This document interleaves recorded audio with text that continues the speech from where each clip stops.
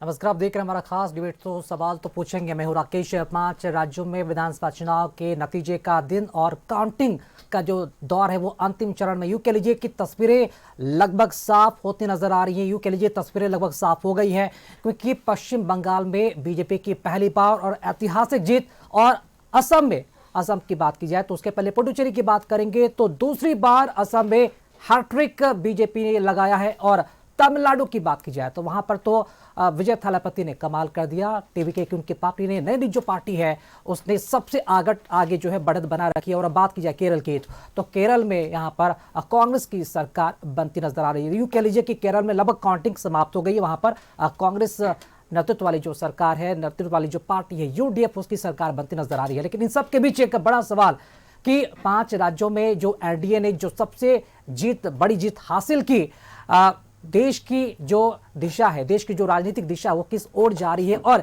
किस तरह का ये मैसेज है बाकी तमाम विपक्षी पार्टियों के लिए। इसी सवाल से आज हमारे साथ 3 खास मेहमान जुड़ रहे हैं। हमारे साथ मौजूद हैं सुमित शशांक जी, बीजेपी प्रवक्ता, एलजेपीआर प्रवक्ता रंजन सिंह और डॉक्टर इंद्रदीप चंद्रवंशी, कांग्रेस प्रवक्ता। आप तीनों का बहुत बहुत स्वागत है। पहला सवाल हम ले लेते हैं। सुमित शशांक जी बीजेपी प्रवक्ता हैं। सुमित जी, डबल सेंचुरी पश्चिम बंगाल ने आप मारकर ममता बनर्जी के किले को ध्वस्त कर दिया। 15 सालों का शासन और बीजेपी ने एक झटके में वहां पर एक तरफ देखा जाए तो कहीं ना कहीं तमाम कार्यकर्ताओं की एक तरफ से देखा जाए तो उसका जो फल है वो 15 सालों के बाद मिला है, क्योंकि बीजेपी ने वहां पर अपना कमल खिला लिया है। क्या इसका प्रेडिक्शन आप लोगों को भी था कि 200 पार यानी कि डबल सेंचुरी आप लोग लगाएंगे पश्चिम बंगाल में? देखिए, आज सुबह में ही आपके चैनल के माध्यम से काउंटिंग प्रारंभ होने के पहले ही आपके चैनल पर ही मेरा बयान चला। मैंने स्पष्ट रूप से बता दिया आपके चैनल के माध्यम से कि पश्चिम बंगाल की जनता अभिषेक बनर्जी और ममता बनर्जी को खदेड़ने जा रही है, खदेड़ करके भगाएगी। और जिस तरीके से पश्चिम बंगाल की जनता का शोषण, दोहन और उनके मोरल वैल्यूज को डिमोलिश करने का काम पश्चिम बंगाल में ममता बनर्जी ने किया, अभिषेक बनर्जी ने किया। पश्चिम बंगाल की जनता के मोरल वैल्यूज जो है पुनः जागृत हो गए और पुनः जागृत होने के बाद वो उठ खड़े हुए और उन्होंने एक जन आंदोलन की तरह खड़े होकर के ममता बनर्जी और अभिषेक बनर्जी के खिलाफ मोर्चा खोल दिया। मुझे लगता है कि हमारे लिए जीत से बढ़कर जिम्मेदारी है और जिम्मेदारी से बढ़कर आशीर्वाद है। प्रधानमंत्री नरेंद्र मोदी जी के नेतृत्व में मिली इस जीत के लिए भारतीय जनता पार्टी का एक एक कार्यकर्ता वचनबद्धता के साथ, मुझे लगता है कि इस जीत के लिए लगातार लगा रहा। ममता बानी ने अपनी रोहिंग्यावादी मानसिकता को जता दिया। इस तरीके से इंडस्ट्रीज के खिलाफ उनकी मानसिकता है, वो भी ममता बनर्जी ने तो जीत का बड़ा कारण आप क्या मानते हैं, किसे श्रेय देना चाहेंगे आप? निश्चित तौर पे आदरणीय प्रधानमंत्री नरेंद्र मोदी जी का नेतृत्व, भारतीय जनता पार्टी का विजन और अंत्योदय की कहानी को रचने के लिए सतत प्रक्रिया के अनुसार किया गया भारतीय जनता पार्टी के एक एक कार्यकर्ता का प्रयास। निश्चित तौर पर जो योजनाएं हम लेकर के आते हैं, उन योजनाओं के क्रियान्वयन पर जिस तरीके से काम करते हैं और जनता को भरोसा होता है, माँ मिट्टी मानुस की बात से आगे बढ़कर माँ मिट्टी मानुस के सम्मान की लड़ाई हमने लड़ा है। तभी तो पश्चिम बंगाल की जनता ने इतना बड़ा जनादेश दिया है। अब बकरी की अम्मा कब तक खैर मनाएगी? अब तो बताना पड़ेगा अभिषेक बनर्जी की अम्मा को कि कब तक खैर मनाएंगी। चलिए ठीक है, जवाब ले लेते हैं। कांग्रेस प्रवक्ता डॉक्टर इंद्रदीप चंद्रवंशी जी, क्या हो गया पश्चिम बंगाल में? आप नगण्य मतलब शून्य पर आ गए आप लोग। क्या बड़ा कारण आप मानते हैं? ये नेतृत्व की हार है या रणनीति की कमजोरी है? क्या हो गया पश्चिम बंगाल में आप लोगों को? देखिए, मेरे दृष्टि में और मेरी जो समझ कहती है वो ना तो नेतृत्व का हार है और न रणनीति की कमी है। हम निश्चित तौर से हम वहाँ बंगाल में कमज़ोर हैं आज की तारीख में, हमको स्वीकारने में कोई दिक्कत नहीं है। लेकिन एक चीज़, चूँकि भारतीय जनता पार्टी की जो जीत है वो दरअसल जुगाड़ की जीत है। और भारतीय जनता पार्टी इन दिनों, चूँकि एक दौर था जब अटल जी अडवाणी जी का युग था, तो उन दिनों एक आदर्श की राजनीति किया करती थी। लेकिन आज जो मौजूदा स्थिति है और देश में जो नेतृत्व है भारतीय जनता पार्टी का, वो निश्चित तौर से तमाम सरकार की मशीनरी का दुरुपयोग करके, और आप सोच लीजिए एसआईआर आप तब कराते हैं जिन राज्यों में चुनाव होते हैं। अगर आपको वाकई में आपकी नीयत अगर स्पष्ट होती तो आज बहुत सारे राज्यों में भविष्य में जो चुनाव होने हैं आप वहाँ एसआईआर करा लीजिए, ताकि समय रहते जो भी त्रुटियाँ हैं उसको दूर की जा सकती है। लेकिन अगर बंगाल जैसे प्रदेशों में आप 90 लाख वोटर्स को काट देते हैं, जब उसके बाद में अगर मान लीजिए 32-34 लाख जब उनकी आपत्ति, तो तमिलनाडु में, ये केरल में कैसे आप लोग जीत गए? केरल में तो चूंकि देखिए केरल में वहाँ वहाँ मशीनरी ने काम नहीं किया देखिए सब। निश्चित तौर से केरल में जो लेफ्ट की जो स्थिति है, लेफ्ट की नाकामी जो है उसकी निश्चित तौर से उसकी नाकामी को लोगों ने नकारा है। वहाँ जो उनको दायित्व मिले हैं, किसी भी सरकार को जो दायित्व मिलता है उसका निर्वहन उनको ईमानदारी से की जानी चाहिए। लेकिन जिस तरह से केरल में वहाँ के लोगों ने, वहाँ की सरकार ने जिस तरह से वहाँ के लोगों का दोहन शोषण किया, तो निश्चित तौर से, और वहाँ चूँकि कांग्रेस के नेतृत्व वाले गठबंधन और कम्युनिस्ट नेतृत्व वाली गठबंधन के बीच में ही सीधी लड़ाई है। वहाँ तो ज़मीन तलाश रही है भारतीय जनता पार्टी, और वहाँ के लोग चूँकि विभाजनकारी नीतियों को वहाँ के लोग पसंद नहीं कर सकते हैं, इसलिए वहाँ भारतीय जनता पार्टी आपको दिख नहीं रही होगी। तो नहीं, ये स्पष्ट आपने है। शुरुआत में ही कह दिया कि ये जुगाड़ के जीते, तो जनता के मैंडेट को आप जुगाड़ बता रहे हैं डॉक्टर नहीं, जनता इंद्रजीत का जी। मैंडेट आप सोच लीजिए, जहाँ जब 34 लाख लोगों ने, जब निर्वाचन आयोग ने 92 लाख लोगों का नाम अगर काटा, तो उसमें अगर लोगों ने कहा भाई आपने आपत्ति दी, जो डिमांड थे निर्वाचन आयोग के जब पूरा किए गए, तो मात्र 1607 लोगों का नाम आपने जोड़ा। वो ऑलमोस्ट परसेंटेज करीब 4.25 के आसपास होते हैं वोटर्स के। और आपने मतलब जो अपनी जीत हार, अभी अपनी जीत का हार जो स्वीकार अंतर आप आप नहीं देख कर रहे हैं, लीजिए, और नहीं, एसआईआर पर अभी आप का जो अंतर देख रहे एसआईआर हैं, पर ठीकरा फोड़ रहे हैं आप लोग। और एसआईआर पूरे चलिए देश ठीक है, आगे भी में आपसे जुड़ेंगे। SIR जो है आज की तारीख में निर्वाचन एलजेपी आयोग आपके प्रवक्ता रंजन सिंह जी हमारे साथ जुड़े हुए हैं। रंजन सिंह जी, देखिए सर, 2011 के दौर को याद कीजिए, जब वोट टर्नआउट 85% हुआ था। उस समय में लेफ्ट को उखाड़ कर फेंकने के लिए जनमत मिला था। बड़े श्रद्धा और बड़े आशा के साथ ममता दीदी को बंगाल की जनता ने चुना था बतौर मुख्यमंत्री।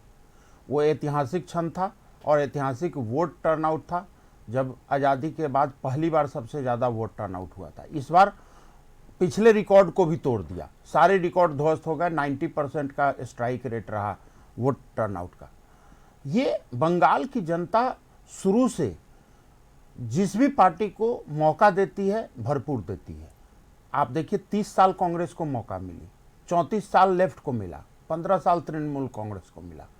इन्होंने बंगाल को कंगाल करने में किसी ने अपना कंधा कमजोर नहीं लगाया, सबने मजबूती से लगाया। आज मौजूदा स्थिति में जो बंगाल की स्थिति है, लोग भय से कांप रहे हैं। वोटर वोट दे रहे हैं, लेकिन कैमरे पर एक्सपोज करने से मना कर देते हैं। कई एग्जिट पोल की एजेंसियां इसलिए नहीं एग्जिट पोल कर पाई क्योंकि भय से वहां के जनता बोल नहीं पा रही थी कि हमने किसको वोट दिया है।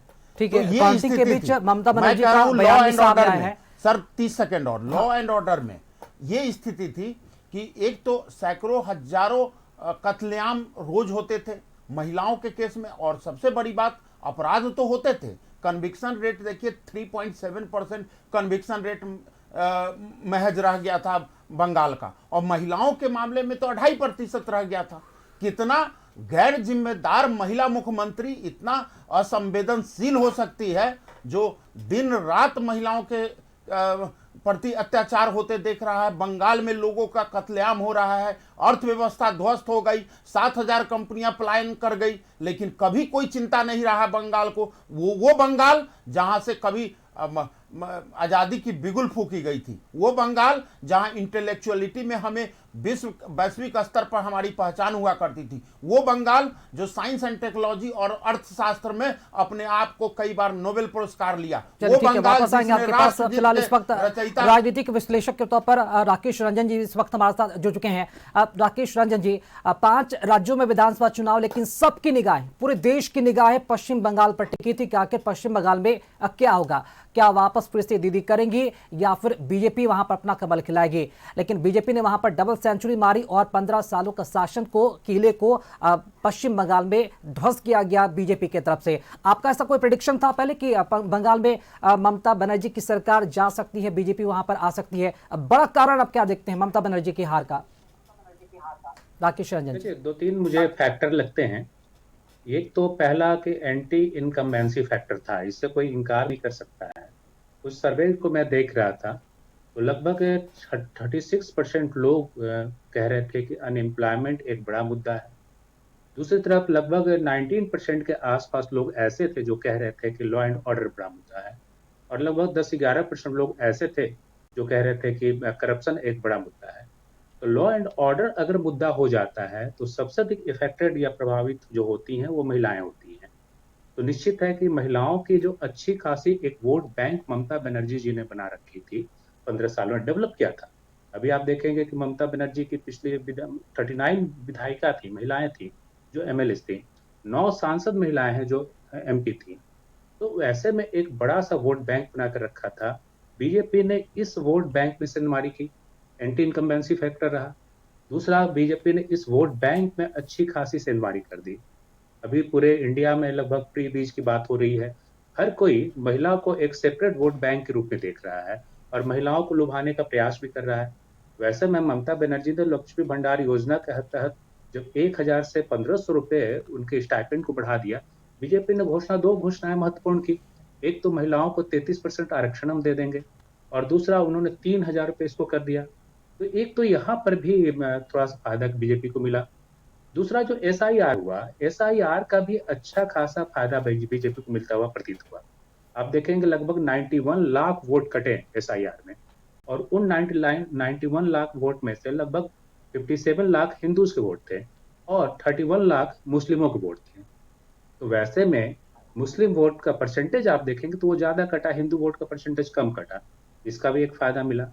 एक अन्य फैक्टर मैं जो देखता हूँ कि अभी तक जो बीजेपी सांस्कृतिक राष्ट्रवाद की बात कर रही थी, बंगाल में उसने अपने स्ट्रेटजी को चेंज किया और उन्होंने जो वहाँ की रीजनलिटी है, वहाँ की क्षेत्रीयता है, उसको भी उन्होंने सांस्कृतिक राष्ट्रवाद साथ जोड़ा। मोदी जी का झाल मुड़ी खाना या फिर माछ भात वाला जो नैरेटिव था, इस तरह जय माँ काली का जो नैरेटिव था, ये शो कर रहा था कि यहाँ पर हम सांस्कृतिक राष्ट्रवाद को एक नए सिरे से एक दूसरे ढंग से प्रभाषित करने का प्रयास करेंगे और लोकल मुद्दों को भी महत्वपूर्ण रूप से इसमें हम रखेंगे। तीसरी एक अन्य जो चीज है कि बीजेपी एक बहुत ही प्रोफेशनल पार्टी है और कोई भी पार्टी उस प्रोफेशनलिज्म में इनके साथ compete नहीं कर पा रही है। आप बीजेपी के देखेंगे माइक्रो मैनेजमेंट, ये जो micro management booth by booth वो करती है, वो किसी पार्टी के द्वारा किया नहीं जाता है। वो एक एक बूथ को टारगेट करती है। जो पन्ना पेज वाली उनकी जो पहले से धारणा एक बनी हुई थी, उसको उन्होंने और कंसोलिडेट किया और लगभग सभी कार्यकर्ताओं को 25-30 वोटर्स को लाने का एक ये दिया गया कि आप उनको लाइए। तो ये 4-5 अहम मुद्दे रहे, एंटी इनकम्बेंसी, एसआईआर, महिला वोट में सेंधमारी या फिर माइक्रो मैनेजमेंट, ये सब रहा जिसने बीजेपी को सत्ता में यानी कि लाया सिर्फ है। एंटी और आप इनकम्बेंसी नहीं देखें रहा, कई सारे लोकल इशू भी रहे हैं जो राष्ट्रीय स्तर पर उसे बुलाने की पूरी कोशिश भी की गई और बीजेपी ने उस पर कामयाबी भी हासिल की है। डॉक्टर इंद्रदीप चंद्रवंशी, कांग्रेस प्रवक्ता, इस वक्त हमारे साथ जुड़ हुए हैं। इंद्रदीप जी, राहुल गांधी ने ममता बनर्जी से बात भी की, काउंटिंग जब बीच में चल रही थी तो उन्होंने एम.के. स्टालिन से भी बातचीत की। तो अब क्या, जब चिड़िया चुग गई खेत, मतलब कि चुनाव के दरमियान राहुल गांधी ने खुद ममता बनर्जी का विरोध किया और वो ये कहते नजर आ रहे थे कि ममता बनर्जी जिस तरह की पॉलिटिक्स कर रही है उससे बीजेपी खुद मजबूत हो रही है, बीजेपी को जमीनी स्तर पर मजबूत कर रही है ममता बनर्जी। अगर वो साथ लड़ते तो नतीजे शायद कुछ और हो सकते थे। तो क्या ये पूरा विपक्ष का हार है? विपक्ष की रणनीति पूरी की पूरा फेल रह गई, धराशायी हो गई? देखिए, निश्चित तौर से हमारे नेता का जो कहना है, क्योंकि कुछ कमियां तो रही होंगी, निश्चित तौर से कमियों को स्वीकार, मैंने शुरू में ही कहा कमियां हो सकती है।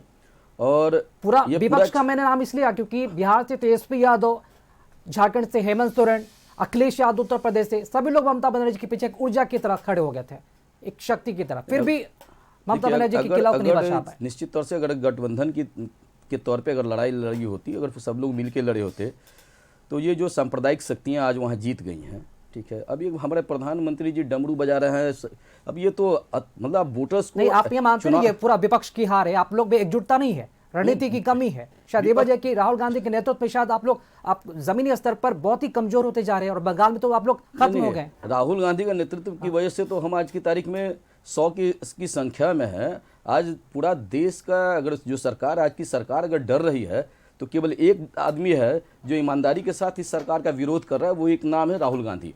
बाकी सबको डरा रखा है इन लोगों ने।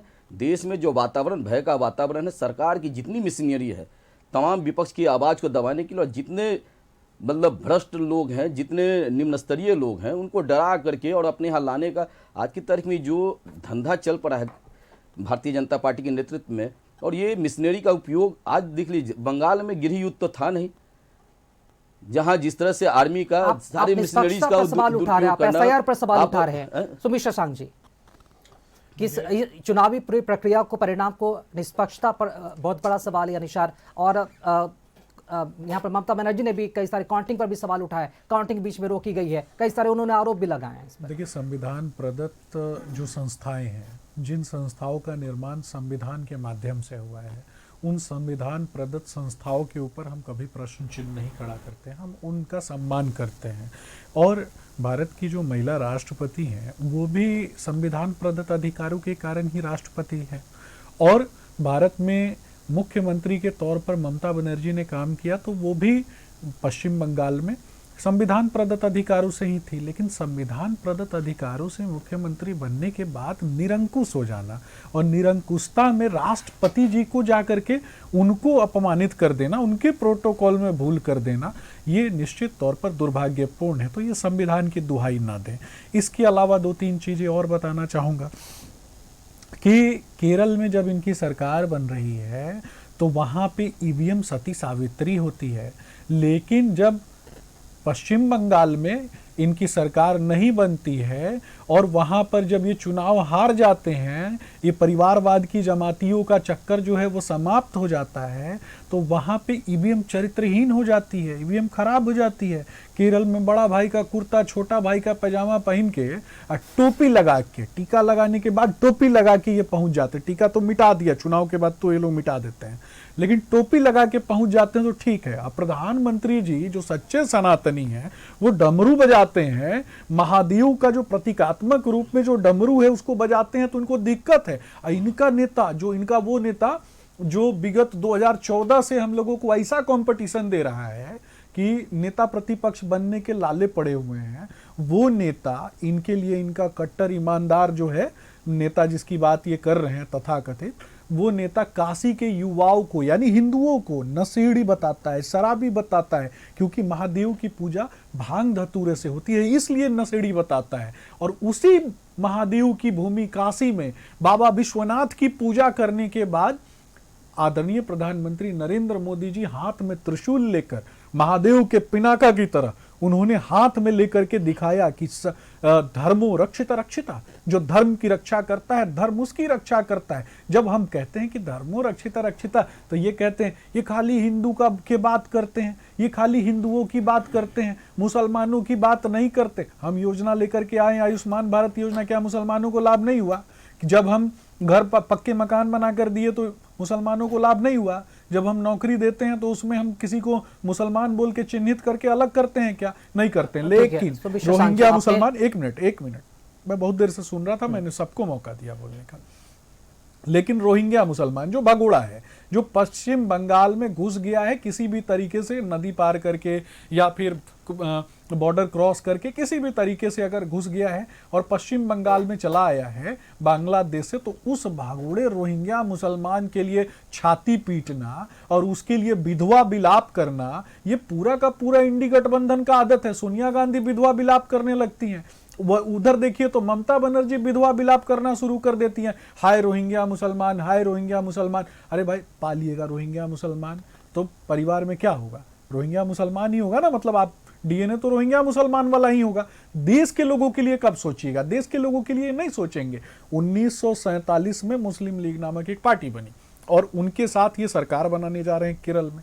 वही मुस्लिम लीग जो जिन्ना के साथ जिन लोगों ने पार्टी बनाई थी और जो कायदे मिल्लत के नाम से इनका नेता जाना जाता था, और वो कहता है कि हिंदुओं को मार के उन्हीं के मंदिरों पे टांग देंगे और हिंदुओं को उन्हीं के मंदिरों के आगे जिंदा जला देंगे, और उसके साथ ये लोग दोस्ती करके रखे हैं, गलबहियां करके रखे हैं और उसका भी बड़ाई करते हैं। कहते हैं कि सेकुलर पार्टी है। भाई, हिंदुओं को मार करके मंदिरों पे टांगने की बात करने वाला मैं सवाल जोड़ दे रहा हूं।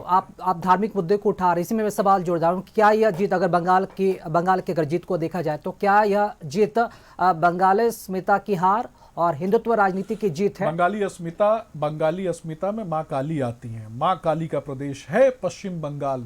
आदि शक्ति माँ, ठीक है, रंजन जी से जवाब ले लेते हैं। वही बता रहा हूँ, मेरा तो आपने जवाब ही नहीं लिया, आपने सवाल थोप दिया और जनता के सामने विलेन बनाने की कोशिश की। मेरा जवाब भी ले लीजिए। जनता जानती है कि आदि शक्ति माँ जगदम्बा का प्रदेश है।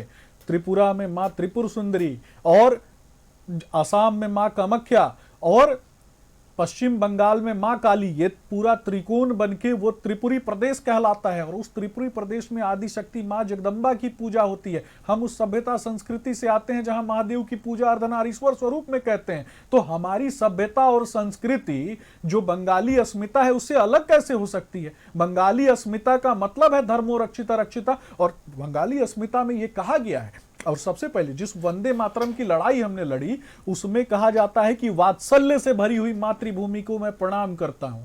तो जब वात्सल्य से भरी हुई मातृभूमि को और नारी शक्ति को, मातृत्व के भाव वाली भूमि को और जन्मदात्री को, जननी को जब हम प्रणाम करते हैं और मां दुर्गा को प्रणाम करते हैं, तो बंगाली अस्मिता से अलग कैसे हो सकता है? चलिए ठीक है, ये तो रंजन जी से भी जवाब ले लेते हैं। कांग्रेस रंजन जी, करती ये है। सवाल इसलिए उठ रहा है क्योंकि इस चुनाव में हिंदू, मुस्लिम, बांग्लादेशी, रोहिंग्या मुसलमान भी खूब जिक्र हुआ। तो क्या ये बंगाली अस्मिता की हार और हिंदुत्व राजनीति की जीत इसे माना देखिए, जाए? बात हिंदू और मुसलमान की नहीं है। हम ये मुसलमान की बात करेंगे तो सेकुलर हो जाएंगे और हम हिंदू की बात करेंगे तो कॉम्युनल हो जाएंगे। मुझे ये नहीं समझ में आता है कि हिंदू कॉम्युनल और सेकुलर होने का क्या मतलब है। हमारे पास सत्ता आती है तो हम लोग क्राइम, करप्शन और कम्युनलिज्म को हम लोग तिरस्कार करते हैं, और इनके पास सत्ता आती है तो क्राइम, कम्युनलिज्म और करप्शन को ये सिंगार बनाते हैं। तो इनके तरीका विचारधारा में और हमारे विचारधारा में जमीन आसमान का अंतर।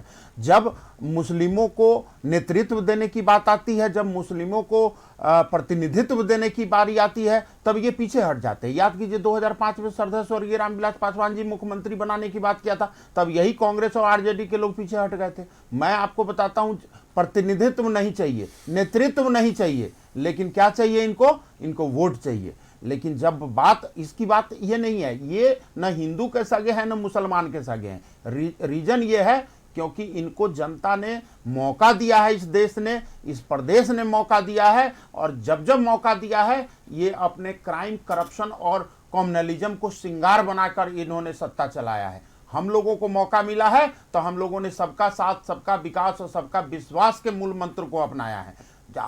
आज जिस तरीके से प्रधानमंत्री जी का योजनाएं हैं या मुख्यमंत्री जी का जो हमारे शासित प्रदेश है, वहां देख लीजिए, हम लोग किसी के साथ बाइफरकेट नहीं करते हैं। इनके समय में क्या होता था? दलितों के साथ नरसंहार होता था। इनके समय में क्या होता था? जो धार्मिक बेश उन्माद था वो होता था। आज कहाँ हो रहा है? आज न दलित का नरसंहार हो रहा है, न धर्म के नाम पर कोई कट रहा है, न मर रहा है। आज अगर हो रहा है तो उसको 72 घंटे के अंदर हम लोग सलाखों के पीछे कर देते हैं अगर कोई अपराध होता है।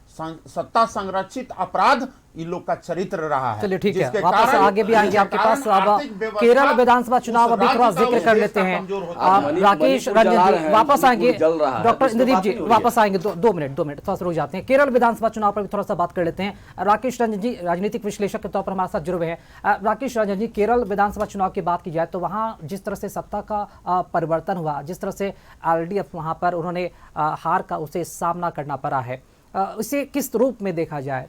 क्या LDF अपने हार के बाद क्या एक नए स्तर से राजनीति की शुरुआत करेगी, पॉलिटिक्स की शुरुआत करेगी, या फिर पश्चिम बंगाल, त्रिपुरा की तरह वो खत्म हो जाएगी? क्योंकि कहीं ना कहीं अब बात की जाए तो केरल में एक विकल्प के रूप में भारतीय जनता पार्टी को भी एक तरह से देखा जा रहा है कि उनके लिए जो दरवाजे हैं वो भविष्य में अब खुलते हुए नजर आ रहे हैं। आप किस तरह से देख रहे हैं इस केरल के नतीजे को? राकेश रंजन जी। हाँ जी, ये केरल के जो नतीजे आए हैं वो थोड़े से कांग्रेस को उसने ढांढस एक दिया है, एक कंसोलेशन तो उनको मिला है कि चलो भाई केरल में तो हम जीत गए।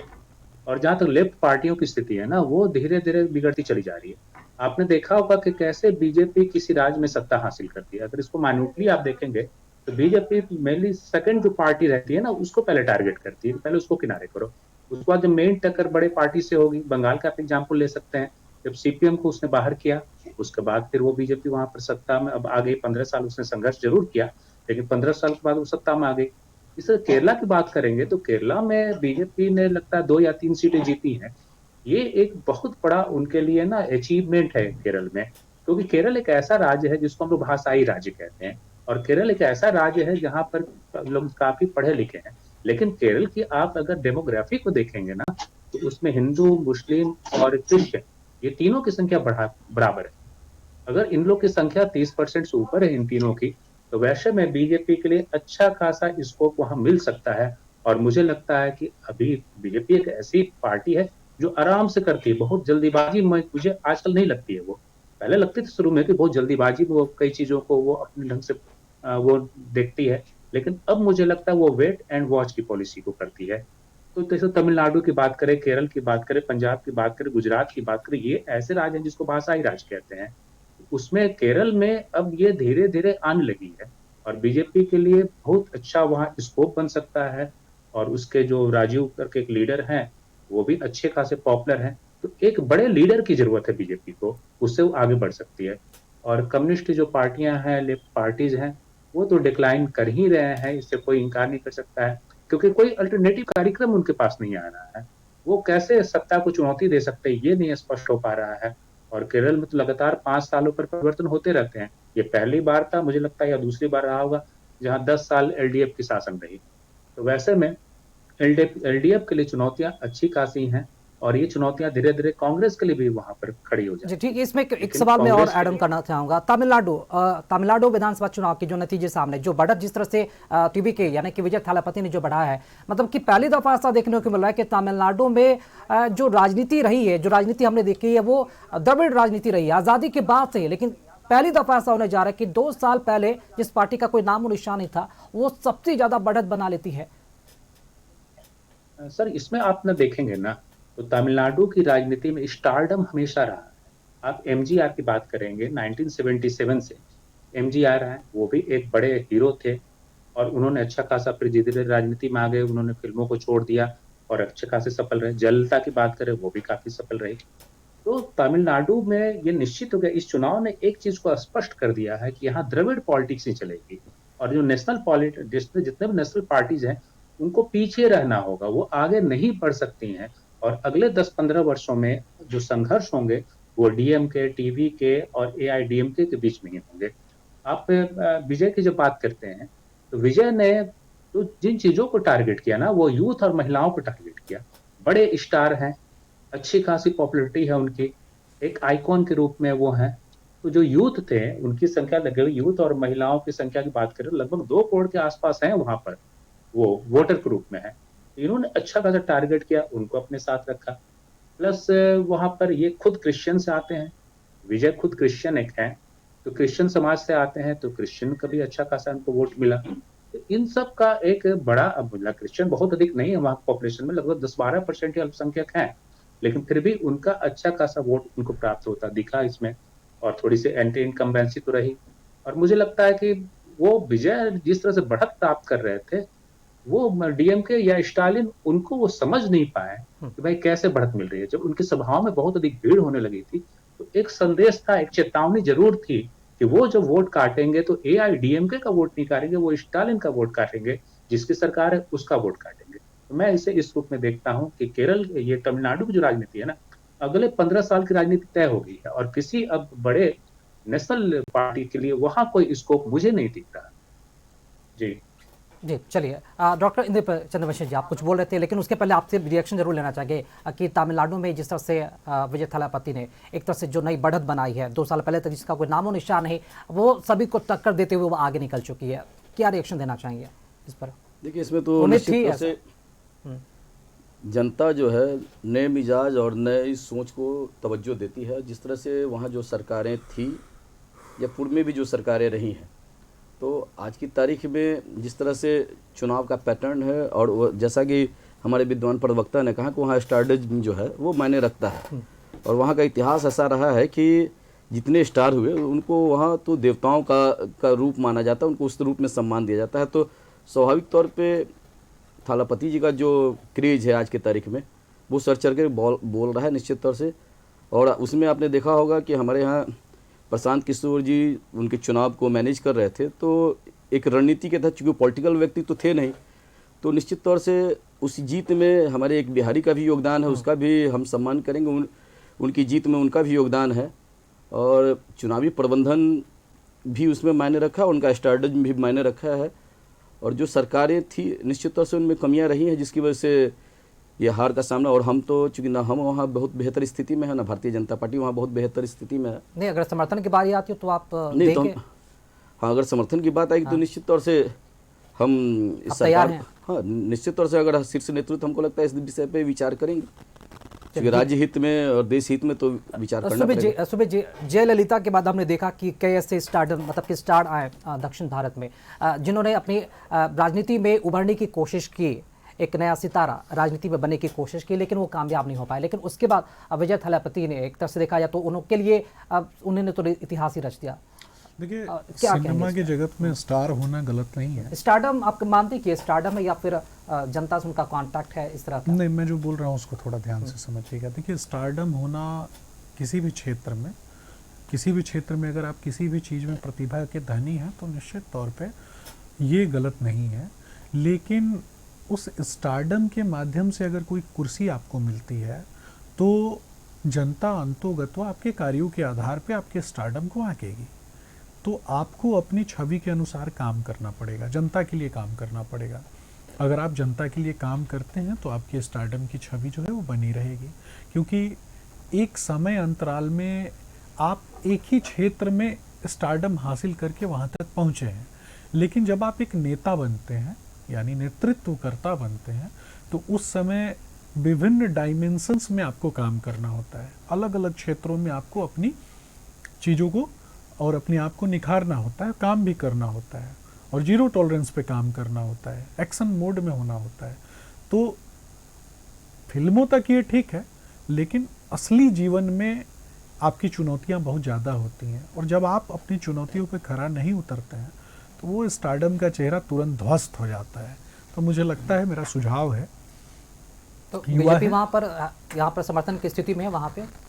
नहीं, मैंने बस सुझाव दिया है, मैंने सिर्फ सुझाव दिया है। वैचारिक सहमति है? नहीं, मैंने आपको क्या कहा, मैंने आपको सुझाव दिया है और मैंने ये कहा है कि अगर कोई व्यक्ति युवा है तो निश्चित तौर पर स्टारडम का लोगो जब आपके पीठ पे लगा होता है तो जिम्मेदारियां उतनी ही ज़्यादा होती हैं। जिम्मेदारियों पर जब आप खड़े नहीं उतरते तो जनता किनारे कर देती है। मैं एक चीज़ और बोलूँगा, भारतीय जनता पार्टी के हजारों कार्यकर्ता वहाँ पे हैं, लाखों कार्यकर्ता हैं। हो सकता है कि कोई दिखने में इतना प्रासंगिक नहीं हो, एकदम हीरो की तरह नहीं दिखता हो, लेकिन नैतिक मूल्यों के आधार पे वो व्यक्ति जमीन पे जाकर के काम करता हो। उड़ीसा में आप प्रताप सारंगी जी का एग्जाम्पल ले लीजिए, साइकिल से चलते थे, साइकिल से चल के वो उड़ीसा में जो किसान और जो मजदूर वर्ग के जो लोग हैं उनके दुख दर्द तकलीफ में पहुंच जाया करते थे, उनका थोड़ा बहुत इलाज कर दिया करते थे, जो साधन था उनके पास।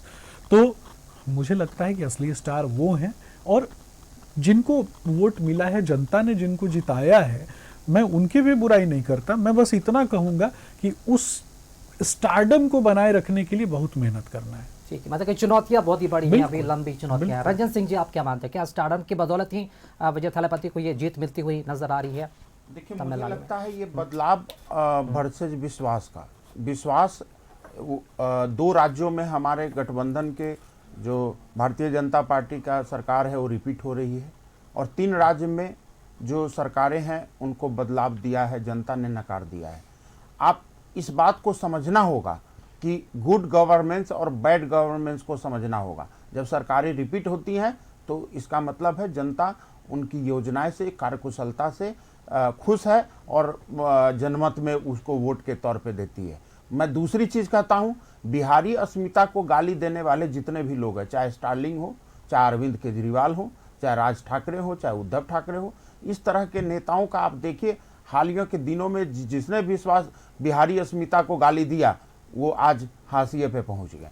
मैं कहता हूं कि जो लोकतंत्र की जननी है हमारा बिहार, इससे पूरे विश्व में ये पैगाम गया है कि किस तरीके से लोकतंत्र की स्थापना की जाती है हमारी, और इसको गाली देने का काम किया स्टार्लिंग ने, जिनको गलवैया करके ये लोग रेड कारपेट बिछा के अभी 2025 के विधानसभा चुनाव में लेकर आए थे स्टार प्रचारक बनाकर।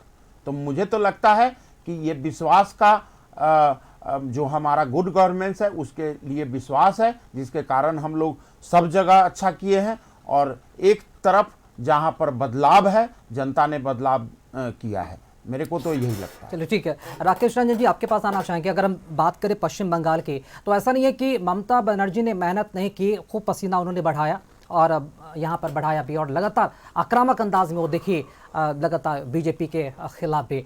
लेकिन ये बात समझना होगा कि जिस तरह से पश्चिम बंगाल में ममता बनर्जी ने जो पॉलिटिक्स की, जो राजनीति की, शायद कहीं ना कहीं बीजेपी की राजनीतिक ताकत को बढ़ाने में एक बहुत ही बड़ी मदद भी मिली। जिस तरह से ममता बनर्जी ने वहाँ पर पॉलिटिक्स की, आप क्या मानते हैं? क्या राजनीतिक ज़मीन को मजबूत करने में ममता बनर्जी का ही योगदान था कि उन्होंने अपने किला को ध्वस्त कर दिया पश्चिम बंगाल में, जिस तरह की उन्होंने पॉलिटिक्स की? ये आपका प्रश्न जी बहुत ही, ये प्रश्न बहुत ही प्रासंगिक है। मैं इस रूप में देखता हूँ ना कि बीजेपी एक बहुत ही डिसिप्लिन पार्टी है, भीतर जो भी रहे, लेकिन ऊपर परसेप्शन ये बनता है कि बीजेपी बहुत ही अनुशासित पार्टी है। और आप देखेंगे ममता बनर्जी की पार्टी में पिछले 2-3 वर्षों से 4 वर्षों में कुछ न कुछ उठापटक चल रहे थे। सारे जो पावर्स थे ना वो एक जगह सेंट्रलाइज हो गए थे। डिसीजन बीजेपी में भी सेंट्रल लेवल पर होती है, लेकिन वहां पर फिर भी ये शो किया जाता है जरूर कि वहाँ शेयर्ड लीडरशिप है। तो ममता बनर्जी ने जब सीपीएम के सारे कार्यकर्ताओं को अपने साथ ले लिया, आप देखेंगे कि सीपीएम एक कैडर बेस्ड पार्टी थी और लगभग उसी अंदाज में ममता बनर्जी ने भी अपनी पॉलिटिक्स शुरू की, लेकिन उस अंदाज की पॉलिटिक्स बहुत अधिक दिनों तक चल नहीं सकती, सर्वाइव नहीं कर सकती है और थोड़ा सा पोलराइजेशन तो हो गया। तो इसका असर बीजेपी को मिला, बीजेपी को फायदा मिला और कांग्रेस कहीं नहीं है। अगर कांग्रेस और शायद ममता बनर्जी ने कुछ आपस में गठबंधन कर लेता, दोनों तरफ से कुछ सेक्रीफाइस हुई रहती, तो शायद बीजेपी को उतना स्पेस नहीं मिल पाता जितना स्पेस इन लोगों ने दे दिया।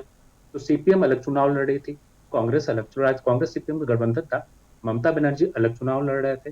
तो इन्होंने एक तरह से अपना, सीपीएम ने तो वाकओवर दे रखा है कि चलो भाई जिसको शासन करना सर हम तो किनारे हो गए। कांग्रेस ने भी वाकओवर टाइप का दे रखा है, बहुत अधिक वो भी मेहनत नहीं करके आ रही है। तो वैसे में ममता बनर्जी को पछाड़ना बीजेपी के लिए आसान हो गया। अब ममता बनर्जी, पिछली बार आपने देखा होगा 2021 के इलेक्शन को, वहां पर वो ममता बनर्जी के व्यक्तिगत रूप से प्रहार कर रहे थे, लेकिन इस बार उन्होंने ममता बनर्जी का प्रहार नहीं किया, उन्होंने पूरे सिस्टम पर प्रहार करना शुरू कर दिया। बीजेपी के जितने भी नेता वहां जाते हैं तो पूरे सिस्टम पर के करप्शन यहाँ पर है, भ्रष्टाचार है, इस तरह की चीजों पर रखा और इसका इम्पैक्ट नेशनल पॉलिटिक्स पर पड़ेगा। जो विपक्ष है ना, वो विपक्ष मुझे लगता है काफी कमजोर हो रहा है और ऐसे में विपक्ष में जो इतने लीडर थे, बड़े बड़े लीडर जो बीजेपी को टक्कर देने की स्थिति थी, उसमें ममता बनर्जी बिल्कुल वो बहुत ही आगे थी, वो संघर्ष करने वाली थी, जो सड़कों पर आकर संघर्ष करती थी, तो वो चीज विपक्ष ने हुआ। दूसरा आप देखेंगे स्टालिन भी एक बहुत बड़े विपक्ष के लीडर थे। अब 2024 का जो इलेक्शन हुआ था उसमें बीजेपी को अगर बहुत अच्छा 300 सीटें नहीं मिल पाई तो उसमें ममता बनर्जी का भी योगदान था, स्टालिन का भी योगदान था।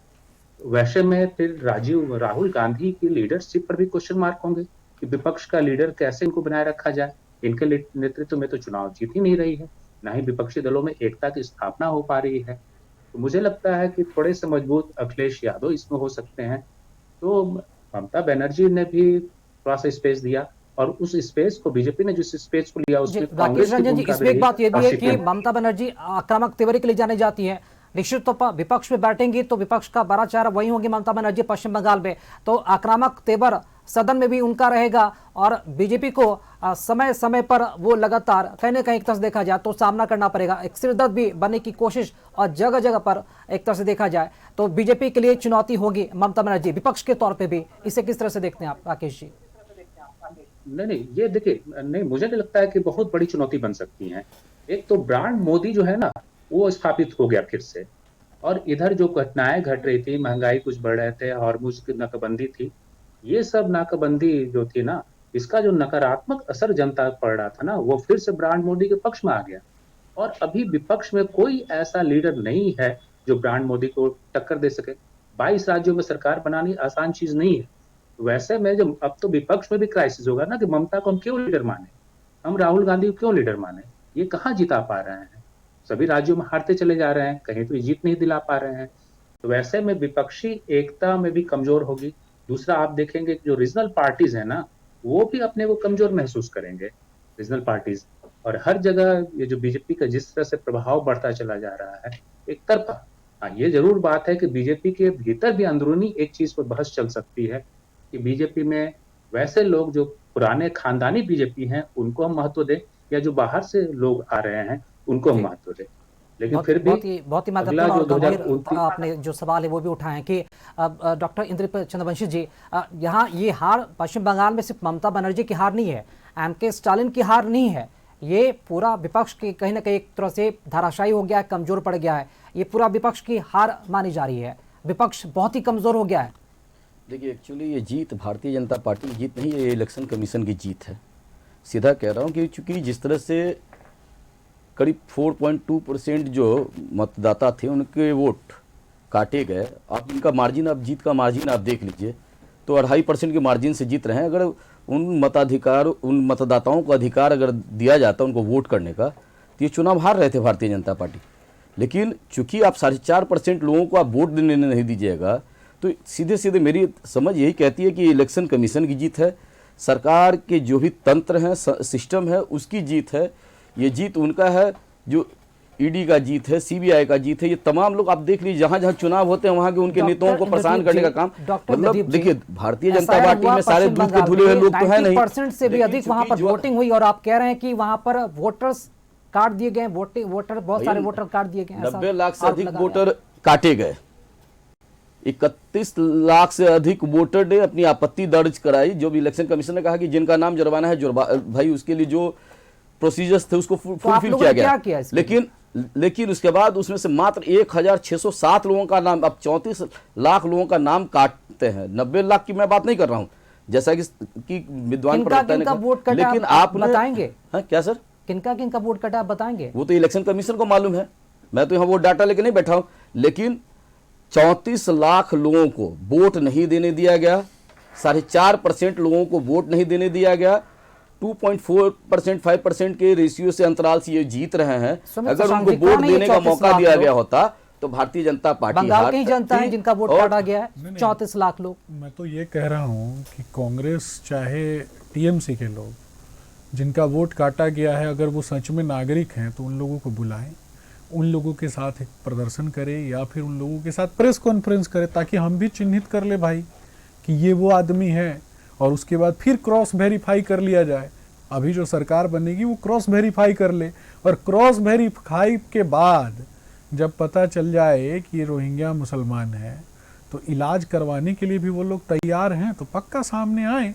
नहीं, और ये भी बताना चाहिए ना विपक्ष को। अगर 34 लाख का आप संख्या बता रहे हैं, कोई एक भी वोटर सामने आया क्या जो जिसने कहा कि हमारा वोट काट दिया गया? नहीं, तो इसका मतलब तो यही है, वही तो पूछ रहा, मरा हुआ आदमी। इलेक्शन कमीशन यहाँ सुनने जा रहा है क्या? सर मैं बोल रहा हूँ, उसको सुनिए। मरा हुआ आदमी वोट देगा क्या? और जो आदमी पश्चिम बंगाल में बांग्लादेश का भगोड़ा है वो वोट देगा क्या? तो वैसे ही लोगों को चिन्हित करके नाम काटा गया ना, और वैसे लोगों का जब नाम काटा गया तो छाती कौन पीट रहा है? उनके लिए बिला बिला समय का भाव है, बताइए ना। समय का भाव है, यहाँ पर चर्चा को खत्म करेंगे, लेकिन छोटा सा रिएक्शन लेना चाहेंगे एलजेपी प्रवक्ता रंजन सिंह जी से। देखिए, मुझे लगता है कि ये सारी बातें जो 34 लाख वोट कटने की बात कर रहे हैं, इस बात की इनके पास गारंटी है कि पूरे 34 लाख इनके वोटर थे? ये कह सकते हैं क्या दावे के साथ? इनके क्या स्कैनिंग मशीन लगाए हैं कि 34 लाख लोग इन्हीं को वोट देने वाला था, चिन्हित करके हम लोगों ने काटा है पूछ कर कि तुम महागठबंधन को वोट दोगे इसलिए नाम काट देते हैं? ये बेकार की बातें हैं। उनका वोट कटा और ये शून्य पर आ गया। जब स्थिति परिस्थिति अपने पर केंद्रित करने के, जनता के सरोकार के लिए काम करना, जमीन पर उतरना, अपने संगठन पे काम करना, अपनी विपक्षी एकता को, हम भी चाहते हैं कि विपक्ष हमारा सशक्त हो। आज बहुत तकलीफ होती है जब हम बिहार विधानसभा देखते हैं, लेकिन विपक्ष सशक्त होने के बाद यहाँ पर सिमटता होना जा रहा है। ठीक उलट यहाँ पर विपक्ष का जो प्रदर्शन है बहुत ही मतलब कि कह सकते हैं ये सरप्राइज रहा, खासतौर पर कांग्रेस के लिए। पश्चिम बंगाल में चुनौतियां कितनी होगी आगे, ये भी देखना काफी अहम होगा। फिलहाल इस चर्चा से जुड़ने के लिए सुमित शशांक जी, रंजन सिंह, डॉक्टर इंद्रदीप चंद्रवंशी और राकेश रंजन जी, आप सभी का बहुत बहुत शुक्रिया। और कशिश न्यूज पर खबरों और कार्यक्रमों का सिलसिला लगातार जारी है, देखते रहिए कशिश न्यूज। नमस्कार।